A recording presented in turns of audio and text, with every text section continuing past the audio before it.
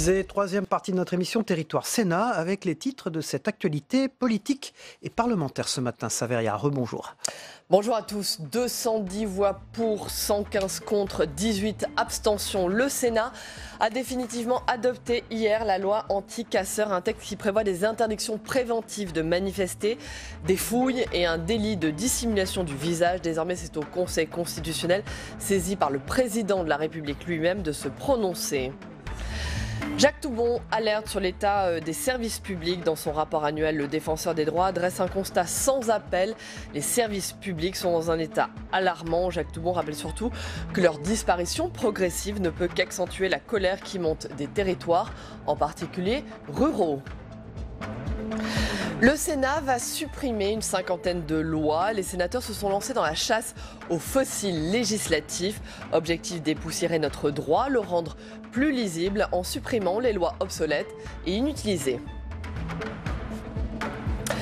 Interdiction préventive de manifester, fouille, délit de dissimulation du visage. La loi anti-casseurs imaginée par la droite sénatoriale est reprise à son compte par le gouvernement à la suite des manifestations des Gilets jaunes.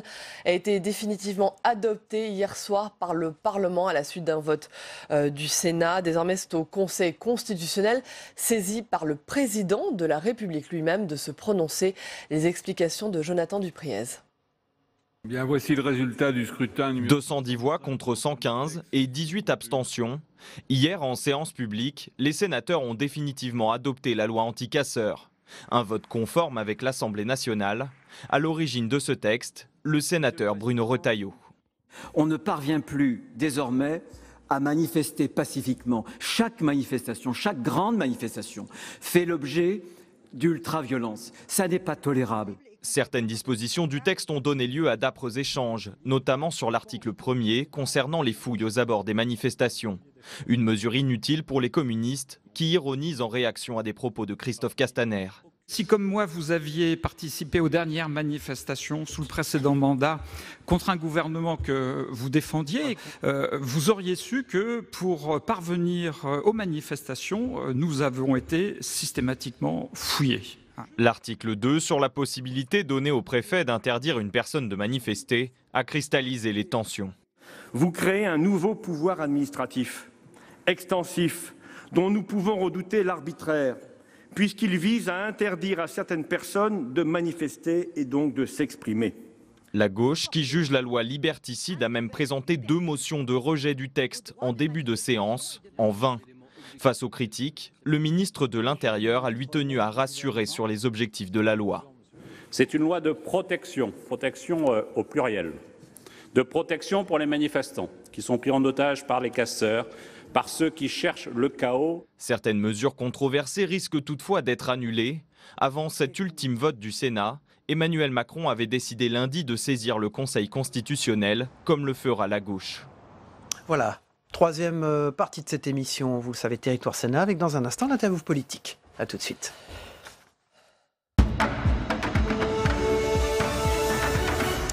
Et votre invitée, Saveria, ce matin, c'est Esther Benbassa, sénatrice de Paris, rattachée au Parti communiste. Merci d'être avec nous. Écologiste, rattachée au groupe communiste, c'est bien ça. Parce qu'il n'y a plus de groupe écologiste au Sénat. Bonjour Esther Benbassa, merci d'être avec nous ce matin. La loi anti-casseurs, on vient de le voir, a définitivement adopté cette nuit, après le vote du Sénat. Vous vous êtes battu contre ce texte, vous le jugez liberticide. C'est quoi maintenant la prochaine étape? Que va-t-il se passer? Le Conseil constitutionnel a été saisi, il va retoquer les mesures, c'est ça? Qu'est-ce que vous attendez maintenant? Enfin, je ne crois pas, parce que vu qu'au Conseil constitutionnel, il y a les hommes choisis par M. Macron. On va y venir à ce renouvellement de ce Conseil constitutionnel. Mais restons d'abord sur le texte. Oui, mais c'est le vote. Enfin, monsieur Macron, quand même, n'est pas un enfant de cœur. Il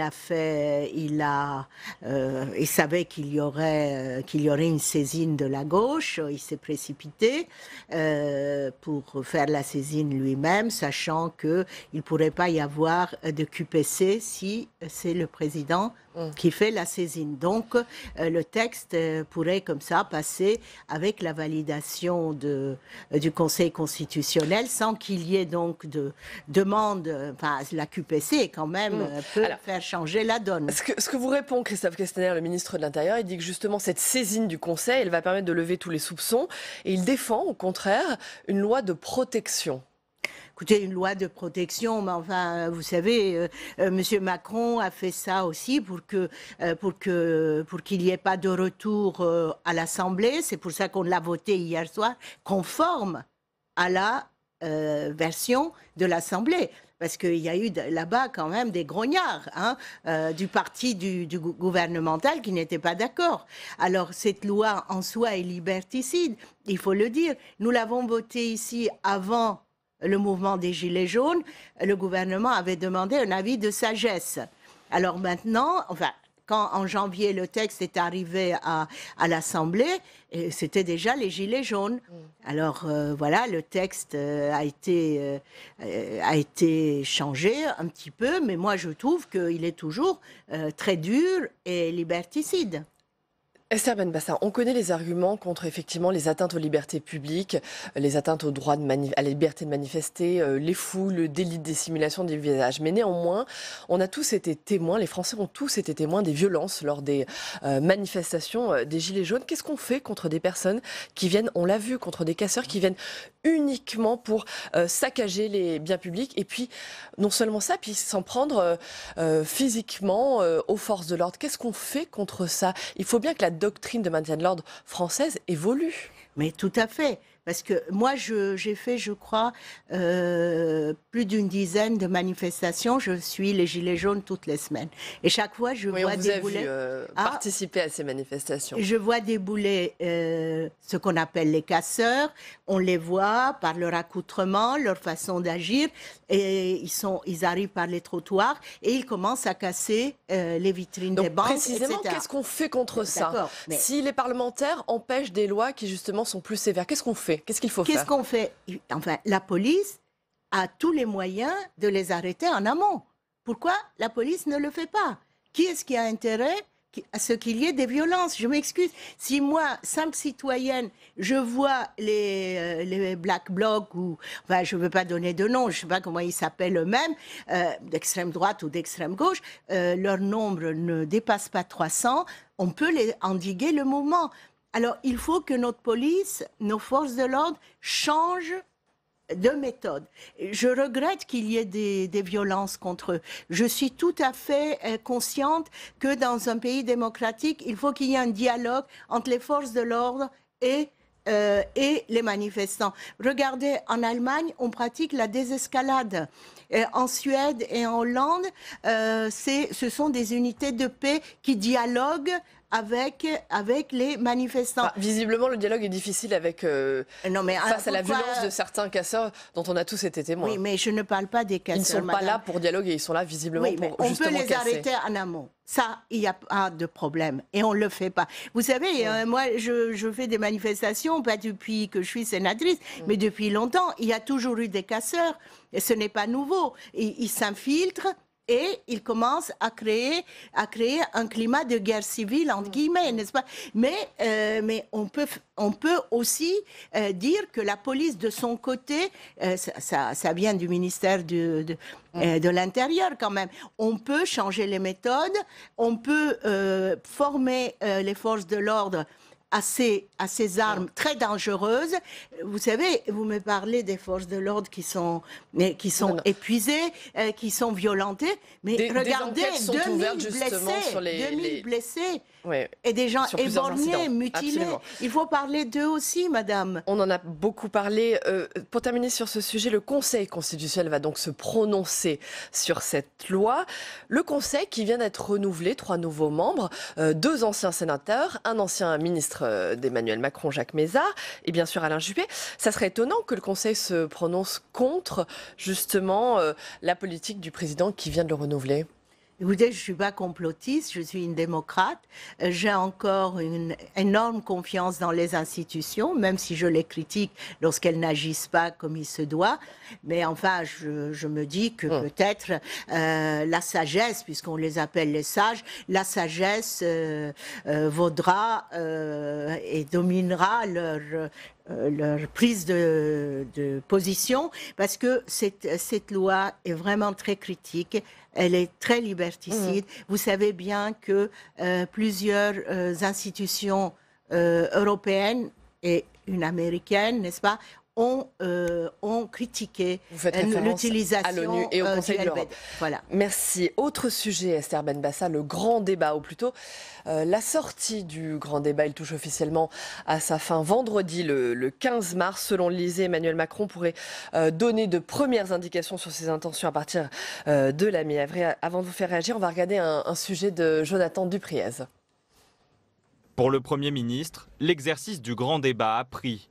Mais à l'approche de sa clôture, dont la date officielle est fixée au 15 mars, l'exécutif reste encore vague sur l'après. Imaginez qu'il serait possible de sortir du grand débat national par une série d'annonces, de vérités révélées, ou révélées après avoir écouté le grand débat, c'est se tromper sur la nature même de l'exercice et sur la volonté même de ceux qui ont participé. Selon l'Élysée, Emmanuel Macron pourrait donner de premières indications sur ses intentions à partir de la mi-avril, puis étaler les annonces jusqu'à l'été. Une stratégie qui inquiète au Palais du Luxembourg, où certains sénateurs redoutent la tentation du grand débat sans fin. On est rentré sur un terrain de jeu, mais on est rentré sans savoir exactement quelles étaient les règles, notamment de fin de partie. C'est la fin de partie qui doit s'annoncer. On ne peut pas avoir un report permanent, et notamment qui dépasserait l'échéance européenne, par exemple. On arrive à une fin de course qui était longue au demeurant, qui était assez longue, qui a pu produire un certain nombre de choses, mais on sent le gouvernement en grande difficulté pour apporter maintenant les solutions. En 2 mois, 10 000 réunions publiques ont été organisées et près d'1,5 million de contributions recueillies dans le cadre du grand débat. Certains ministres, à l'image de Sébastien Lecornu, parlent de succès. Le président du groupe Union centriste au Sénat tempère. Est-ce que c'est normal qu'1 an et demi après l'élection présidentielle, on soit amené à avoir un débat de ce type? C'est une première. Ça veut dire qu'il y a quelque chose qui n'a pas marché quand même. Soit, on le sait, les élections présidentielles ont été dénaturées et n'ont pas permis le vrai débat, soit les mesures qui ont été engagées depuis l'élection présidentielle, évidemment, posent problème. Le gouvernement promet des réponses précises et concrètes, mais pour le moment, rien ne filtre sur les propositions, ni les thématiques sur lesquelles planche l'exécutif. Esther Benbassa, on vient d'entendre François-Noël Buffet qui dit on sent le gouvernement en grande difficulté pour trouver donc une issue à ce grand débat. Est-ce que vous êtes d'accord ? Oui, enfin, c'était prévisible, n'est-ce pas, quand on fixe les questions. Et M. Macron a donné les réponses dans ces grands débats où il a parlé à la Castro pendant 6 heures, 7 heures. Alors moi, je ne crois pas qu'il y ait des réponses qui vont sortir et qui ne seront pas orientées. En revanche, Madame Benbassa, les réponses, c'est quoi? C'est un référendum, c'est une traduction législative, ce sont des lois. Qu'est-ce que ça peut être à votre sens? C'est un débat parlementaire dans lequel le Sénat pourrait prendre un rôle?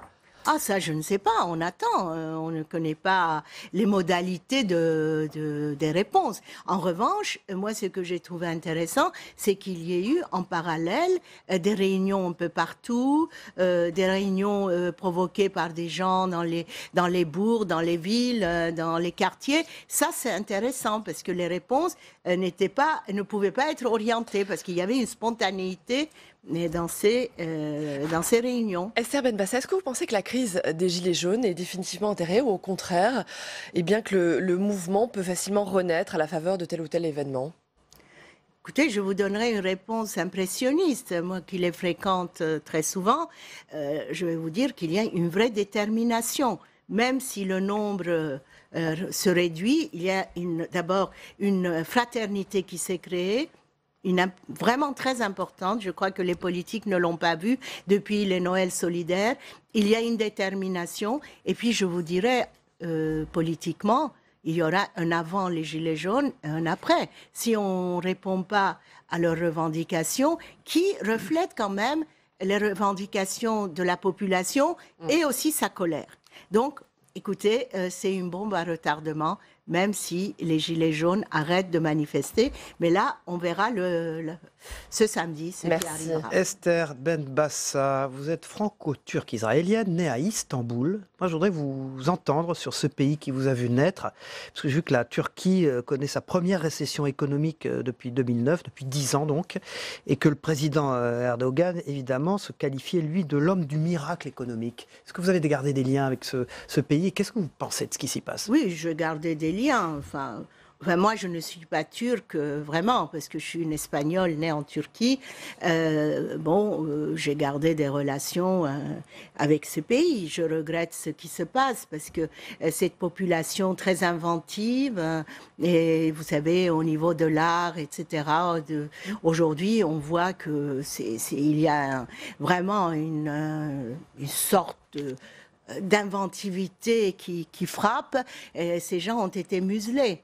Vous voyez, la population vit dans une sorte de colère intérieure et aussi dans un climat qui n'a rien à voir avec ce qui se passait il y a quelques années. Les gens sont tristes, les gens ne supportent pas ce qui se passe. Et actuellement, il y a une récession économique très importante. Et je crois que les dictatures prennent un peu, n'est-ce pas, se détériore, se flétrissent lorsqu'il y a la récession économique. Et là, l'Algérie, c'est un exemple peut-être pour les Turcs pour dire non à Erdogan. Merci beaucoup. Merci Esther Benbassa. Écologie, sénatrice de Paris, rattachée au groupe communiste. Merci. Voilà, merci beaucoup. Le défenseur des droits alerte sur l'état des services publics. Jacques Toubon présentait son rapport annuel, son constat. Et sans appel, les services publics sont dans un état alarmant. Jacques Toubon rappelle surtout que leur disparition progressive ne peut qu'accentuer la colère qui monte des territoires, en particulier les territoires ruraux. Explication Michael Spitzberg. Il se considère comme le sismographe de la demande sociale. Jacques Toubon, le défenseur des droits, met l'accent dans son rapport annuel sur la question de l'accès aux services publics. Sur les quelques 100 000 réclamations reçues en 2018, plus de la moitié ont concerné les relations des citoyens avec les services publics. Des services toujours plus connectés, dématérialisés et synonymes pour certains d'exclusion numérique. C'est une organisation des services publics, des procédures, des effectifs qui font qu'il y a de moins en moins de présence humaine dans les services publics, dans les administrations. Et ce que j'ai dit en ce qui concerne la numérisation, c'est qu'il existait 20 à 25% de la population qui ne peut pas accéder aux services publics et donc à ses droits à travers des demandes en ligne. Pas de réquisitoire contre la numérisation des services publics, mais le défenseur des droits recommande un meilleur accompagnement des personnes les plus en difficulté. Il faut faire le nécessaire pour que les services sociaux, en particulier, qui ont parmi leurs usagers une proportion très importante de personnes en difficulté, de familles en difficulté, voilà le genre même de personnes auxquelles il faut apporter une aide particulière. Si on le fait, la numérisation et la dématérialisation, qui est un progrès, réussira. Sinon, elle sera une cause de division, une cause d'exclusion. Pour Jacques Toubon, la réforme des services publics ne doit pas seulement être comptable, mais prendre en compte les usagers, une nécessité afin de lutter contre les sentiments d'inégalité et d'injustice. Voilà, avec l'agenda maintenant, ce qui se passe au Sénat aujourd'hui, Saveria. À 9h30, une audition importante. Adrien Taquet, le tout nouveau secrétaire d'État chargé de la protection de l'enfance, auditionné sur ce sujet donc par la Commission des affaires sociales à 14h30. Explication de vote, puis vote de la loi favorisant la reconnaissance des proches aidants. C'est un texte présenté par le groupe centriste du Sénat. Et puis également à 14h30, on va en parler dans un instant.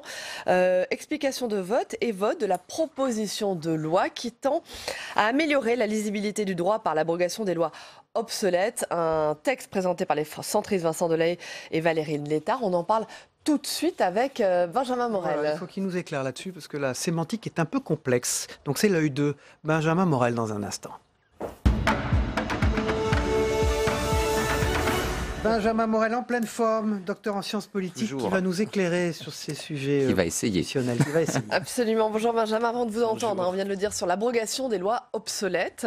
J'aimerais quand même dire un mot, entendre votre réaction sur le vote définitif de la loi anti-casseurs et surtout la saisine du Conseil constitutionnel par Emmanuel Macron lui-même. Qu'est-ce qui va se passer maintenant? La loi est votée, mais certaines mesures pourraient donc être rejetées par le Conseil constitutionnel, c'est ça? Si vous voulez, et c'est pas d'hier, on a tout de même de gros doutes sur la constitutionnalité d'un certain nombre de dispositions, notamment de l'article 2 de cette loi.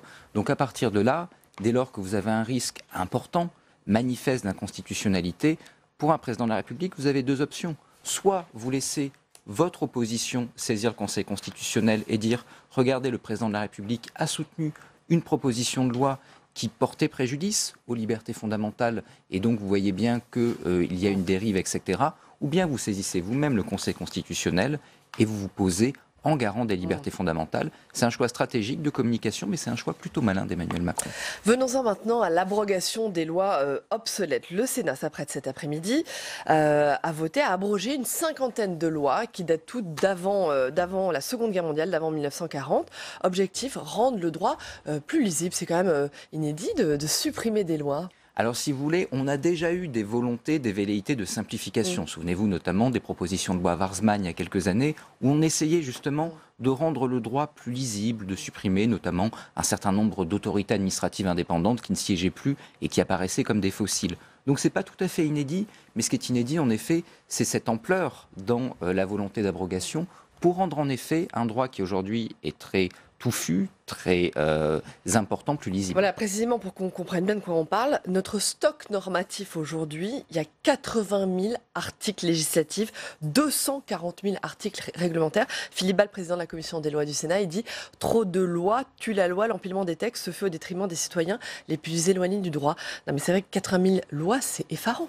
Oui, si vous voulez, normalement, les lois devraient être peu nombreuses et nous devrions tous les connaître. Ça, c'est dans un monde idéal, évidemment, avec la complexification de la société, avec l'intervention de plus en plus grande depuis le 19e siècle des pouvoirs publics dans tout un tas de domaines. Il est aujourd'hui quasiment impossible de maîtriser l'ensemble du droit. Toutefois, quand vous êtes un citoyen lambda, que vous n'êtes pas un spécialiste d'un sujet et que vous allez chercher le droit qui vous est applicable, si vous tombez sur du vieux droit du 19e siècle qui apparaît non abrogé mais qui en même temps n'est plus appliqué, tout ça crée une insécurité juridique, d'où cette mesure un peu de salubrité publique qu'est l'abrogation de ces vieilles lois. Mais justement, dernière question, qu'est-ce qui va se passer maintenant? Est-ce que les parlementaires pourraient aller plus loin, supprimer d'autres lois, des lois plus récentes? Puisque là, on parle de lois qui datent d'avant 1940. Est-ce que demain, on pourrait supprimer des lois plus récentes? Alors, on peut supprimer des lois plus récentes. Vous avez notamment des lois relativement récentes qui sont un peu hors jeu, un peu obsolètes au regard notamment de l'évolution du droit européen ou du droit constitutionnel. Donc, on pourrait aller plus loin. Après, on a encore une fois, comme vous l'avez dit, un droit qui est très touffu et on a, avec ces vieilles lois obsolètes, un peu le sommet de l'iceberg. Fondamentalement, vous avez également tout un tas de dispositions qui sont plutôt du domaine réglementaire, des dispositions qui sont inutiles. Et donc, c'est peut-être un premier pas vers une simplification du droit qui donnerait un peu moins de travail aux juristes, mais un peu plus de lisibilité aux citoyens. Simplification salutaire donc. Merci beaucoup. Merci Benjamin Morel. Comme ces choses complexes apparaissent claires avec vous. Merci. Merci beaucoup. On passe à la revue de presse dans un instant. Merci Benjamin Morel.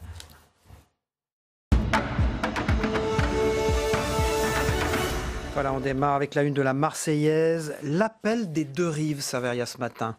Pour la paix, le progrès, la liberté et la démocratie en Algérie, la Marseillaise réunit ce matin artistes, écrivains et intellectuels algériens et français pour un appel commun à une transition démocratique et pacifique. C'est l'appel des deux rives, à lire donc dans la Marseillaise ce matin. Dans le pays, les appels à manifester se multiplient. Les Algériens qui ont vécu la proposition de différer la présidentielle comme un nouveau stratagème de ses dirigeants. Emmanuel Macron, lui, a salué la décision d'Abdelaziz Bouteflika comme une nouvelle page dans le développement de la démocratie algérienne. Voilà la une des dernières nouvelles d'Alsace, un des journaux du groupe EBRA. Le pouvoir d'achat qui s'érode avec des chiffres significatifs ce matin.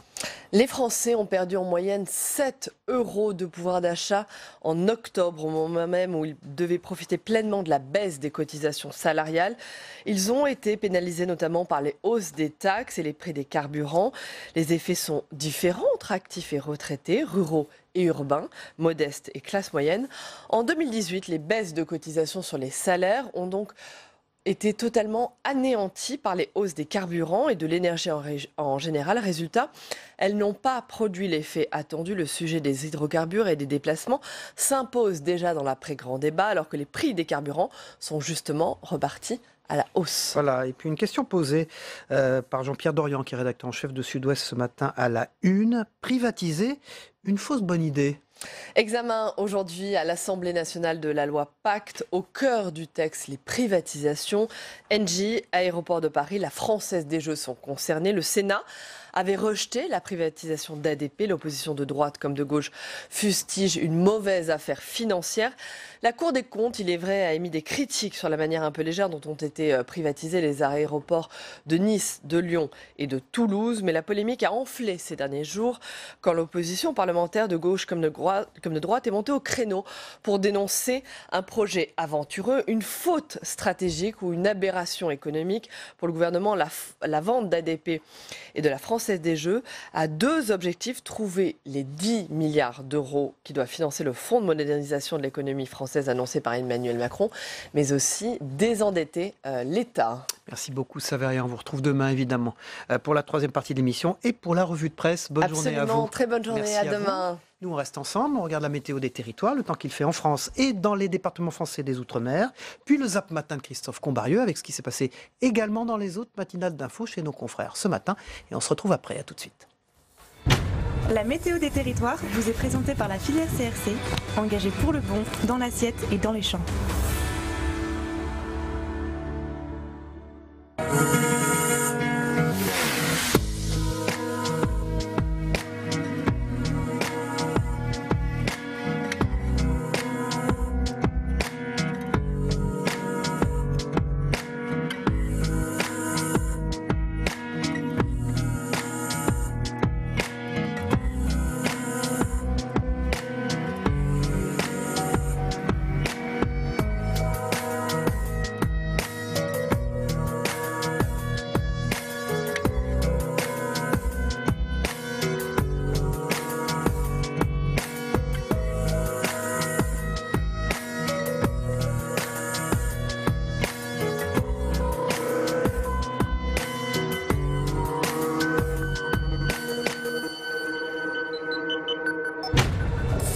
C'était la météo des territoires avec la filière CRC, engagée pour le bon, dans l'assiette et dans les champs.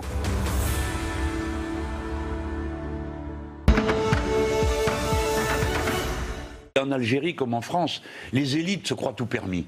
Alors ils se sont dit, oui, bah tiens, un 5e mandat avec un gars, un homme qui est dans une situation, une condition physique, semble-t-il, tout à fait pitoyable.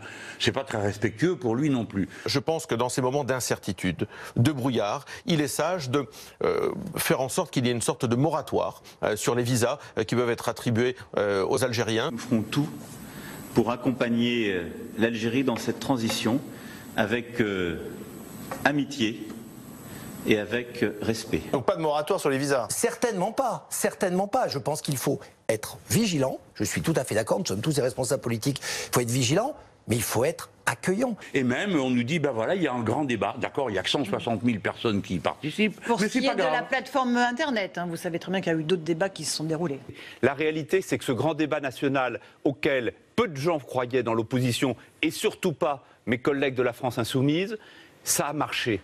Alors on verra le nombre de participants. Non mais on le sait. On a une comptabilité uniquement sur la plateforme numérique. Non mais attendez, on le sait. 1 400 000 contributions individuelles, 10 000 réunions, 16 000 cahiers de contributions dans les mairies. À peine 16% des réunions ont donné lieu à un compte-rendu. Donc il faut appeler les choses par leur nom. C'est un immense flop. Donc nous revoilà à la case départ. Et M. Macron va sans doute nous faire des propositions dont je peux vous dire d'avance qu'elles vont tomber à plat. Le rapport annuel du défenseur des droits a été publié ce matin. Il pointe un renforcement de la répression et met directement en cause le lanceur de balles de défense. Pourquoi courir le risque de cette dangerosité, puisque d'autres ont trouvé d'autres solutions? Et à ce moment-là, pourquoi ne pas en débattre autrement que comme on le fait encore une fois ici, c'est-à-dire par invective interposée? J'ai en mémoire que M. Toubon a été ministre de la Justice d'ailleurs. À cette époque-là aussi, il y avait des forces de sécurité.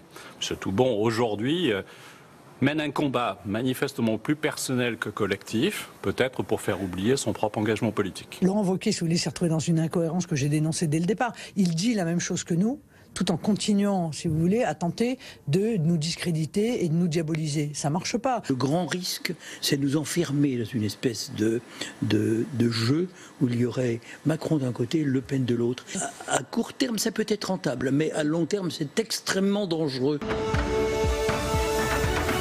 Voilà, demain, c'est François de Rugy, le ministre de l'écologie, du développement durable et de l'énergie, qui sera notre invité tout au long de l'émission spéciale. Multiplex, en duplex et en direct avec les télévisions locales de France et la presse quotidienne régionale au plus près du grand débat national dans la région.